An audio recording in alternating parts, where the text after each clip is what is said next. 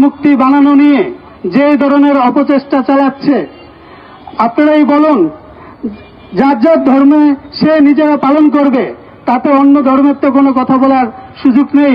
আমরা তো কোনো ধর্মের বিরুদ্ধে বলি না, কোনো ধর্মেই কোনো ধর্মের বিরুদ্ধে কথা বলতে শিখায় না।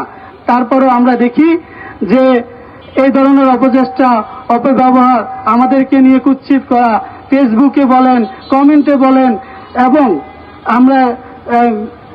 আপনারা প্রতিবাদ জানাবেন, কিন্তু প্রতিবাদ জানানোর কিছু ভাষা আমরা দেখতে পাই যে আমাদেরকে নিয়ে অপচেষ্টা করা, আমাদের রামকে, প্রভুকে নিয়ে আমাদের প্রভুর ব্যানারে, ছবিতে জুতা নিক্ষেপ করা, এটা কেমন ধরনের? এটা তো ধর্ম অবমাননা।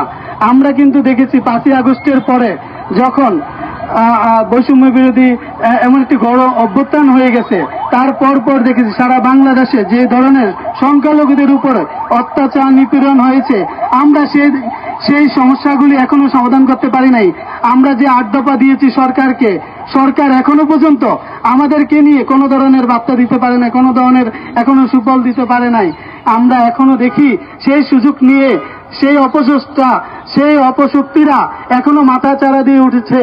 আমাদেরকে কিভাবে দমিয়ে রাখা যায়, ভয়ভীতি দেখানো যায়, সেই চেষ্টা এখনো মগ্ন তারা। কিন্তু তারা বুঝে না যে সনাতনীরা ধৈর্য ধরেছে, কিন্তু ভয় পায় না।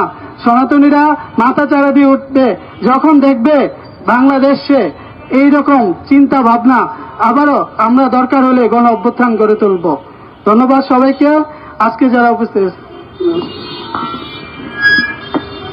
খুব সুন্দর বক্তব্য দিয়েছে, তাকে আমরা ধন্যবাদ জানাচ্ছি।